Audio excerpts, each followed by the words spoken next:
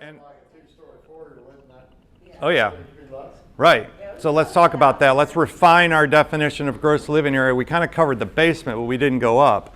So we talked about ceiling heights. Open areas do not count in the gross living area. So if you got a two-story foyer, I cut out that little L-shaped area and don't put it in. If you got a two-story family room, that doesn't count. I act as if that's almost an open atrium. So that doesn't count the two-story family room. Now, do those things add value? Certainly, but they don't count in the gross living area. Stairs count on every level, so we don't cut stairs out. There's still a lot of appraisers that don't get that, so that's something that we look for. Also, all of our measurements are done on the exterior of the property. The question back there, Roxanne, is you had two different appraisers appraising these two different properties? Yeah.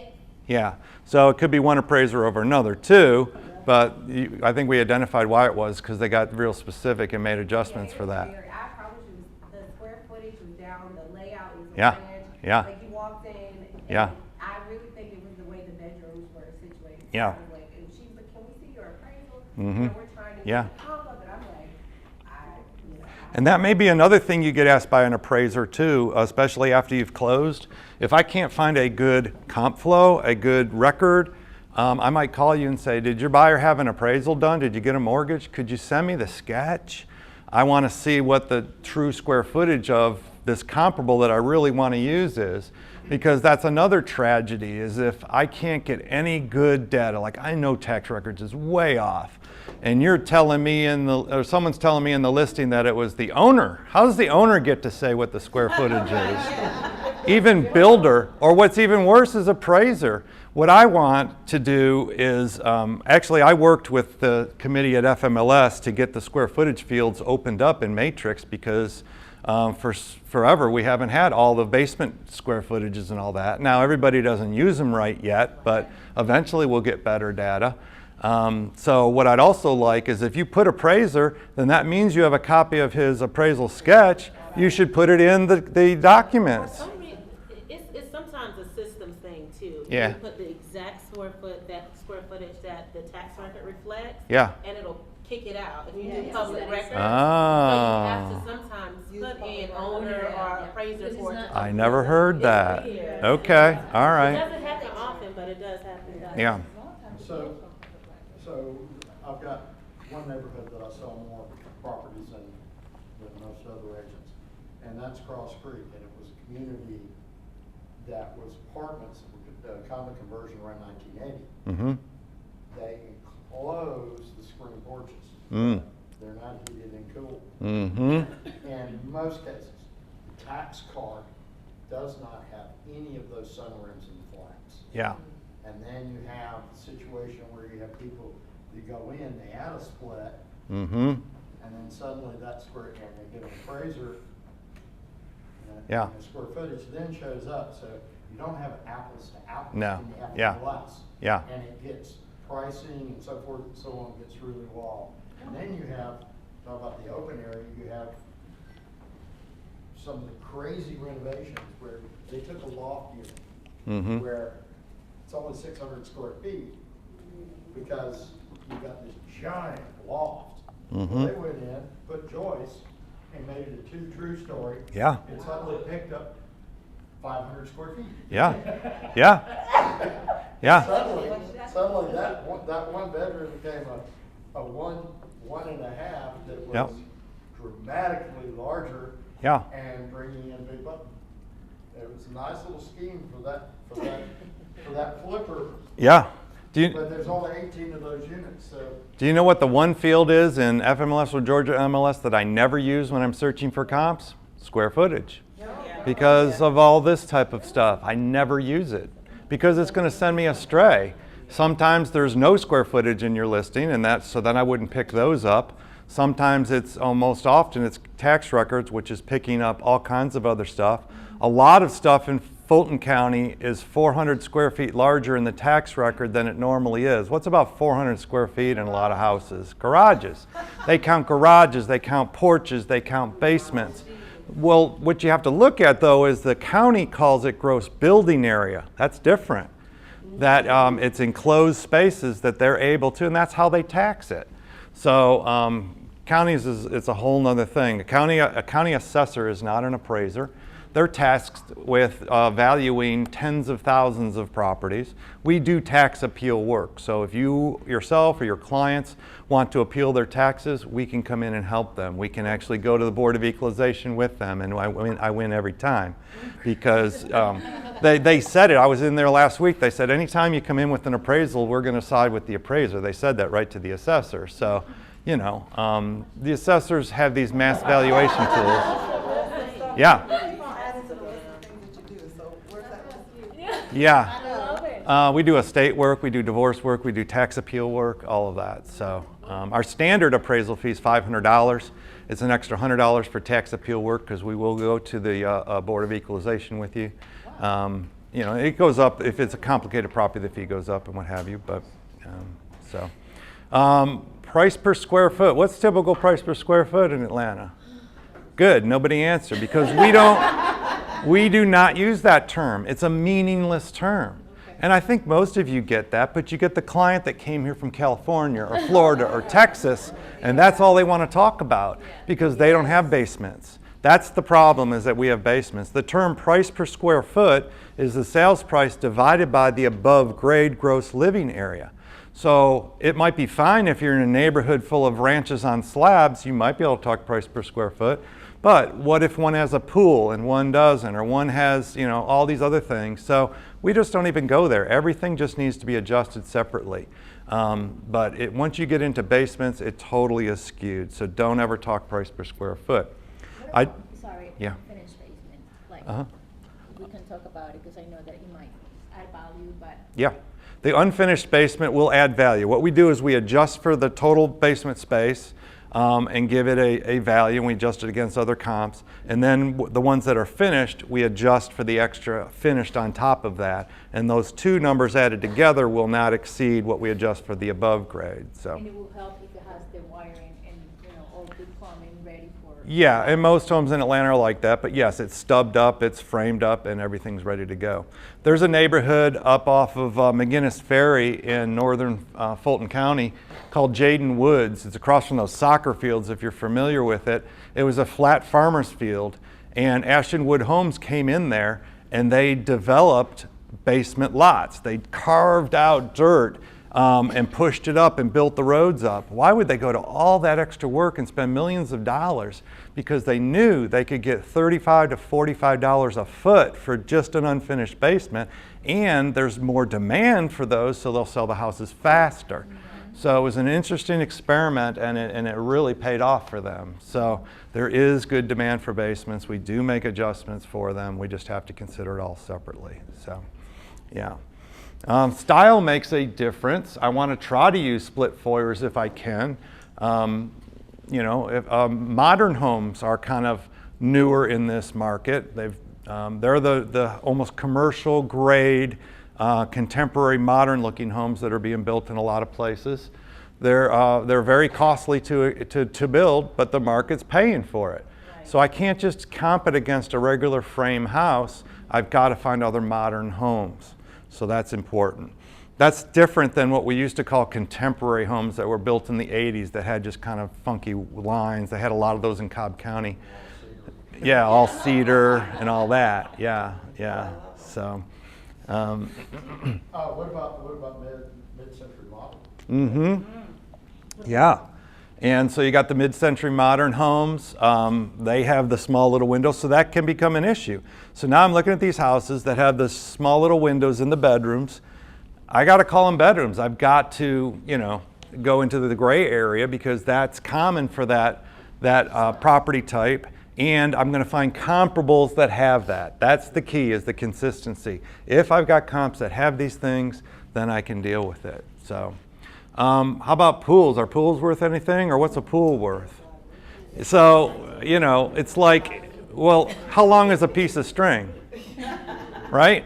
A pool could be a vinyl thing, it could be a gunite thing, it could be PebbleTech, it could be huge, it could be small, and then we start adding on cabanas and waterfalls and spas, and so we have to dig into each one of these when we're using it as our subject or the comp and try to, actually what you don't see in the appraisal is there's 13 lines in there, but in our software it expands out to about 30 lines. So I can have spa, I can have pool, I can have all these things separated, make adjustments back and forth, and it kind of folds up into one adjustment. But we really try to analyze one house versus the next on as many of these big things as we can. But it will give you Yeah, value or not, a pool?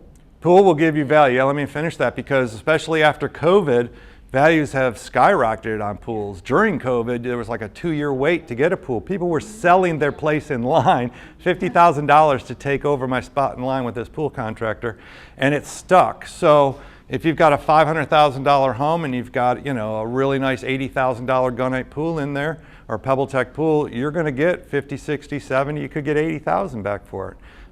In some neighborhoods, I've actually adjusted more than what it might cost.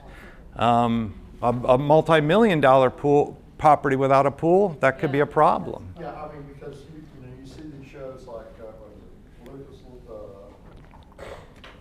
Lagoon, and in Florida that builds these just unreal pools with Yeah. grottos and fountains and. Right. I mean, and occasionally you'll hear what they pay. Uh-huh. Occasionally. Yeah. And I was like, one of them, I was blown away, like, they're spending $300,000 on a pool. Yeah. I looked at the house and I'm like, even in the best neighborhood in Atlanta, Yeah. that would only be like $1.2 million. Uh-huh. And I'm Yeah. like, you're spending that much on a Yeah. pool? I'm like, how's that agent gonna get that value back? Right. for you? Great point. So what I just spoke of was a typical pool, something that a normal buyer would want. You can go way overboard. We can see people that just go crazy. We see this a lot in the new construction market, especially in the multi-million-dollar stuff. Somebody just sold a business and they got all the money in the world and they want to build the house they want with 3 bowling alleys in it and this and that.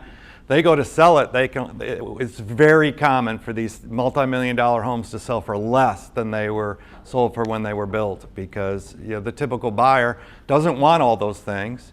And then also buyers in that bracket or whatever can afford to build their own anyways, so they're just going to start from scratch. So you can over improve, so you have to be careful that your client is not. And this 1,400 square foot one I was talking about that I'm having so much trouble with, if only they had done a normal renovation. This is their first renovation, and I can always tell when it's somebody's first renovation because they're like putting gold faucets in. And no, these guys they took the ceilings and opened them up and trayed them. I mean, this is a 1960s ranch, and yes, that's nice, and I think buyers would appreciate that. But think of the price point you're in. Think of what you've got, and you're just not going to get that money back.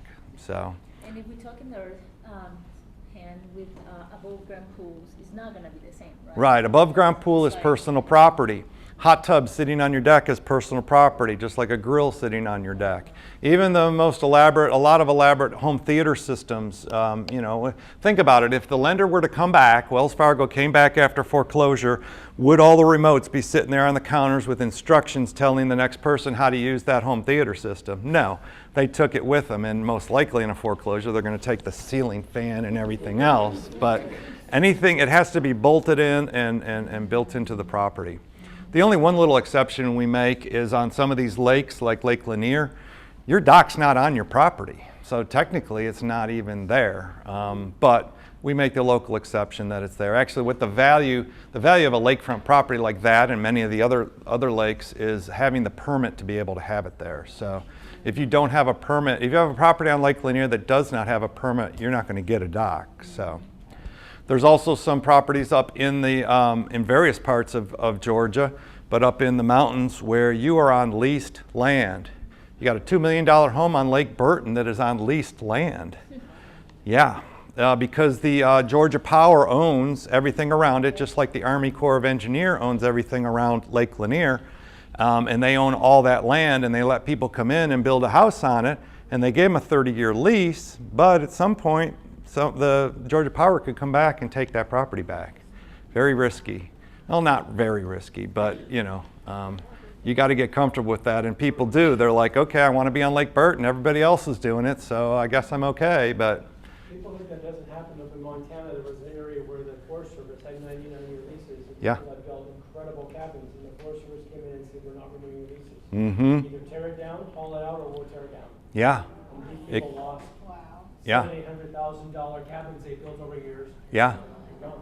It's crazy, and it could happen. And these are only 30-year leases. The other thing too is, you know, you're going to get a 30-year mortgage. Your lender's going to have a say on that. If your lease is less than 30 years, what's the likelihood of it being renewed? So, yeah. So a lot of things are taken into consideration. Adjustments. I'll remember the if it's superior, we subtract, right? Or if it's inferior, we add. So we're always comparing back to the subject property. What is this worth compared back to the subject property? So we make adjustments that way. Again, adjustments, there is no list of adjustments. You can't just go out on the internet and find it. We have to extract them every time we do an appraisal, but I do tons of appraisals in this area, this neighborhood. That's why my appraisers are so good, is because we've got 43 appraisers in Atlanta. They don't have to drive more than 20 miles. They know their areas. They know, they've proven over and over again that a bathroom at this price point is $10,000 and so on. And that's going to change over time. But we extract those from the market, so we're not making these things up. And actually what we try to do when we do any appraisal is what's called bracket. I want to have a property that's a little bit larger and a little bit smaller. Maybe one extra bedroom or bathroom and one less bedroom and bathroom. That way, if I say a bedroom is worth $10,000, it makes one comp go up and one comp go down. So we always are trying to balance this. You want to have fun tonight, go home and find an appraisal that was done on your home or one of your recent properties, and go to that grid and then look at the very bottom and take those numbers and put them in sequential order. That appraiser is saying, I, Mr. Appraiser, think this house is worth between. And so if you've got a $500,000 property and that sentence goes something like, I think it's worth between $312 and $815, you know, did he really prove anything to you? No. If it's a $500,000 property, it should be, I feel it's worth somewhere between, you know, $493 and $503 or something. It should be very tight, a couple percent. It's never perfect. There is no one number any house is worth, and then there's no way I can ever get them perfect, because you might be superstar negotiator and somebody else wasn't. Somebody else had to sell a little faster and they just took less amount. An appraisal came in low, you had to take a lower amount. So there's all kinds of things that can cause a couple percent range there, but it's incredible to me how many horrible appraisals I see from these appraisers who don't take the time to either make the right adjustments or use the right comparables in the first place. What's the years? So understanding that, how many years did you say you would use for a comp? The difference, you know, we talked about. A comp that's how many years old? Yeah, like so. Yeah, I want to stay in the same era, right? Okay. So Dunwoody homes, there are a lot of them are in the 80s, right? So I want to stay in that 80s era, because if I go into the 90s, now I'm going to get the 2-story, 9-foot ceilings, 2-story. I'm going to get larger closets, larger kitchens. So perfect example, we did a property here in Dunwoody that was totally renovated, right? And great, it's worth a lot, and I'm going to find other totally renovated 1980s comps, but I'm not going to compare it to a 2022 or 2023 house, because it's not the same. So 15 years, we know it's in the same era. What would that look like as far as same square footage, same subdivision? Yeah. Of course, the kitchens are going to be a little bit more updated. Well, now the other thing we have to deal with when we're talking about age is effective age. Okay. So I want to be in the same era, but then one's more updated and current than another, and so on. So we're looking at that. So age in and of itself isn't one of my top line adjustments that I make all the time. There's a bigger range there, but condition and quality are very important too. If you've seen an appraisal in the last 5 or 10 years, it's changed a little bit. You used to be able to read it pretty good. Now they're under condition is C, C1 through C6. Q for quality, Q1 through Q6. And there's a legend that's mandatory in every appraisal to be put in there so you can try to understand what the appraiser's doing. But let's look at condition. There's only 6 buckets, right? C1 through C6. C1 is brand new construction, never been occupied, so that only accounts for whatever percentage of the market is. C2 is either up to 5 years old or effectively little or no depreciation, or that totally renovated home, like even the one in Dunwoody would be a C2 if it's totally renovated, if there's no depreciation, they've fixed everything.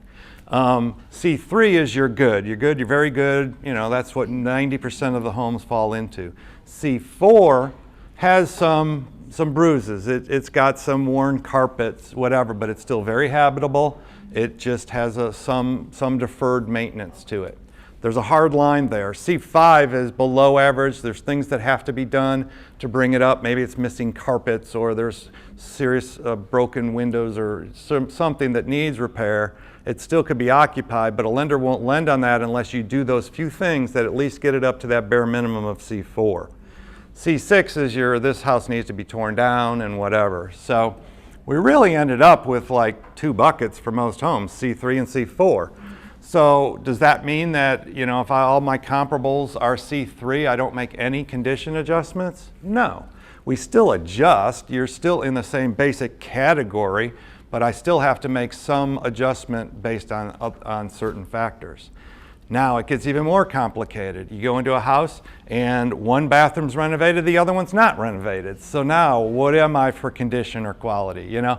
So it's really, that's where maybe the subjectivity comes in a little bit more, is the appraiser trying to interpret all of this data and trying to come out with that one consistent answer. So the reason Fannie Mae did that many years ago is because they wanted to steal our data. And that's where they've come up with this collateral underwriter and everything. They have their own Zillow, if you will. Here's what I have to say about Zillow. Zillow's not always high, it's not always low, it's just always wrong, okay? Here's what you want to do. If you're about to list a property, go in and look at what the Zillow is. You're all going to do that, right? Yeah. Then go and list your property, and if you're listing significantly different than Zillow, all of a sudden Zillow gets smart. Yeah, they just, whoops, they come right up. Right. Also, I was looking on Redfin the other day. I was doing one up in Windermere, you know, a big high-end neighborhood, 1 million plus homes, very high quality and whatever. And it showed a value significantly higher than where I was going to be. And you actually can go down and it shows, here are the 6 comparables that we chose. None of them they ranged between 248 and 855. And I came in around 8, and they were saying it was worth 1.1. So they used comps between 248 and 855. The 855s were nice homes, but they weren't in Windermere. They were significantly smaller. And what Zillow and Redfin do is they calculate a price per square foot. Both of them were within a couple square feet. They were like at 185 and 188 per square foot, which we already talked about that. You can't do that. They're taking also the basement, whether it's finished or not, and the above grade and adding it together, and that's what they're multiplying their price per square foot on. You know what the one that they had in their 6th comparable was the 248? It was a double wide trailer. I was like, this is ridiculous, you know? So don't let your clients get hung up on these Redfin or Zillow estimates. If you see the data that Redfin or Zillow is using is wrong, you can go in and contest it and try and get them to change their Zestimate. If the Zestimate's in your favor, great, don't say anything. If it's not, there are certain things you can do to try to get it changed, but there's no validity to those models. As a matter of fact, there was a group of people that got together. Zillow did a contest. They said, whoever can give us the best element to put into our formula, our algorithm, will win $1 million. And the team that won the $1 million, their factor that they put in was proximity to Starbucks. So the closer you were to Starbucks, the more valuable your property was. Maybe it's not bad, right? But come on, I mean, that's the kind of stuff we're dealing with. So don't get hung up on that. Yeah. So a question about price adjustments for age. Like, so I It's have one? a listing Yeah. coming up for a townhome in East Point, Mhm. and it was built around 2008. Mhm. And it's one of those communities where, you know, they went in later around 2018, 2019, and started building new ones. Yes. So my seller is like seeing those prices and thinks he can get those prices, even though he's done paint and Yeah. he did the flooring. And I'm Yeah. like, no, but what's the adjustment? Like, how do you? It's a real challenge. This is where I want to go back in time. I want to do anything I can to get more of those 2006, 2007, 2008 comps. Now, on the sort of the flip side of that, we were building much better quality homes prior to the crash. and that those houses that came in 2012, 13, and 14 were, the wind could blow them over, you know, and I don't, it's fine, builders had to do what they could to get more properties on the ground, so there's part of that, but yours maybe were new enough that they are significantly superior, plus they're only 5 years old. The 2008 now is 15 years old, and they're getting close to that magic number, the 20, where you got to do the roof, the furnace, the air conditioning, everything starts to go. So it's trying to stay as close to that age as you can, or expand out where another buyer would look for other 2005 through 8 homes and put some of those comps in. At that point, once you get enough of them that are of your similar age, you could add in some of those newer ones in your neighborhood, and now you'll be able to see what the difference is for the age. They're selling $20,000 higher. Well, there's your adjustment. That's how we prove our adjustments, is by getting a number of comparables that satisfy different things.